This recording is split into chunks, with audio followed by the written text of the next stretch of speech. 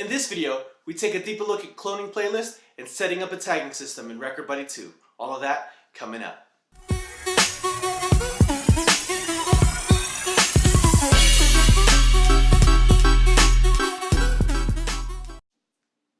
Thanks for watching PDot TV, where you find tips, tricks, and tutorials for DJs and music performers. Now let's get into the video.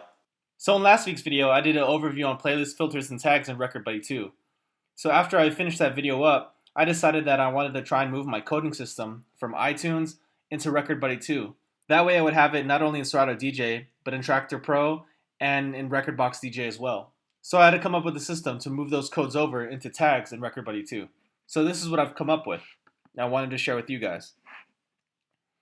So tags in Rekord 2 are actually a bit better and a lot more flexible and easier to organize than in iTunes. Previously, when I had, say, for the hip-hop genre, I had hip-hop broken into regions from East Coast, West Coast, down South, and Midwest, shown by these tags. There was no real way to organize them in groups in iTunes. I just had to have each individual tag, and they kind of lived on their own. While in Rekord 2, I can have all of these fall under the hip-hop category. So it's easier to find and easier to sort through.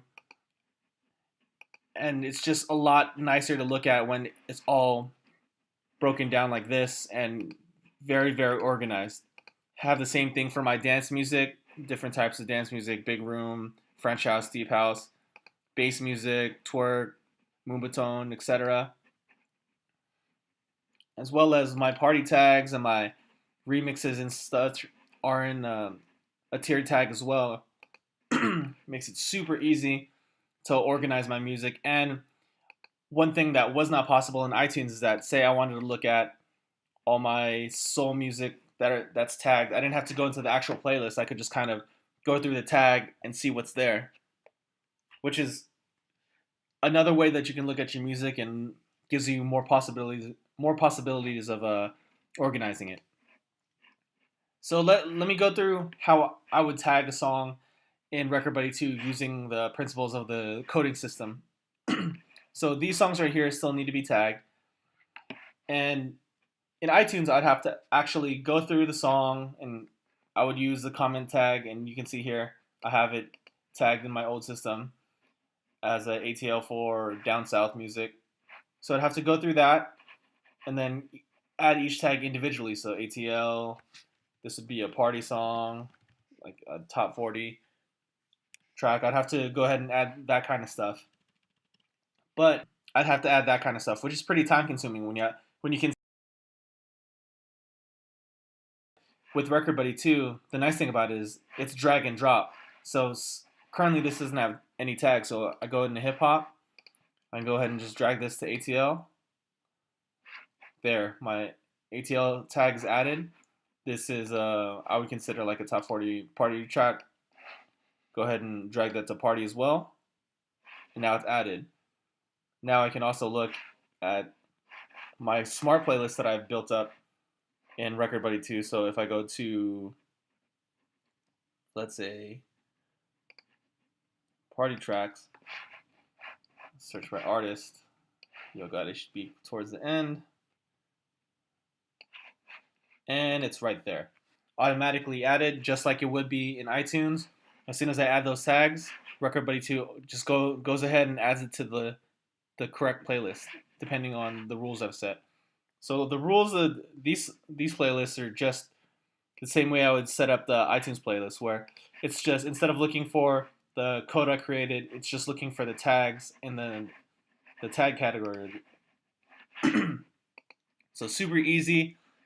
Really nice to see that there's now a way for me to just drag and drop tracks that need to be tagged instead of having to manually type in each one or copy and paste text for each individual tag. Now I can even, for instance, these are all down south artists, so I can just go ahead and grab all of these. And now see all these tags are added in a moment instead of having to go ahead and add them one by one. Same thing for the party tag. Bam, now they're all added. Super fast, super easy. Really simple way to add a tagging system for your library.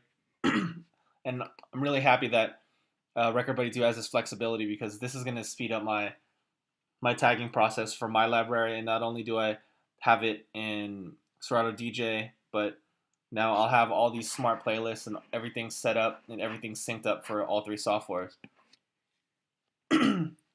So another thing that I wanted to look at more deeply is the cloning playlist. So let's go ahead and clone all tracks. You see the clone down here. Now, this is something that you could do to kind of either build new playlists or maybe drill down and maybe think of new tags or codes that you want to add. So, for instance, one situation I thought of was like, let me see if I can use this in a way to create, like, if was doing a themed night, for instance. So say I'm doing a West Coast night and I need to know all my West Coast music. So I can go ahead and take this playlist, this clone of this playlist, divide it by my tag hip hop, which is up here, and shows up in this the filters. Now I have these sub playlists built off of this clone of the tracks, and then I can go ahead and dive a little deeper as well because I can filter each section. So I can take this LA playlist and say I just want like the bigger, more party LA song. So I can go ahead and go down to my type where my party or like remixes and stuff are, and drill that down even further. And now I have all of these songs that, you know, I could, while I had Serato open or any of the other three softwares, I could just type in all the keywords needed. But now I could take all of these. I can go ahead and create a new playlist. So let's create a new playlist. And let's call it LA Night Party. Now I can go ahead and grab these songs that I know, that I've drilled down and found all of these songs match the criteria that I'm looking for.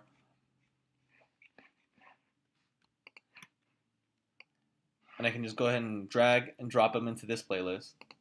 Now I have this. And then say, for instance, you know what? I know that they're going to want hip hop from the 90s. So I can go ahead and even drill down even further. And maybe let's go ahead and clone this. So let me close this down. So this is the LA playlist with everything in it. So let's say I want to break it down by era, where I want to start off with 90s stuff, then move on to more recent things. So I can go ahead and go by date released, and now I have all the years broken down. So I can go from the 80s to the 90s, and go ahead and move into the 2000s. And that way I know that I'm not just, going back and forth, and I can kind of build up the theme of the night and build up the mood of the night, where, I wouldn't start out with the newest songs. I wouldn't start out with the hottest songs right now, where if it's a theme like this, where I could kind of intermingle older stuff and maybe throw in a new song, or just go straight from older to newer stuff like that. It just gives me the flexibility to do that.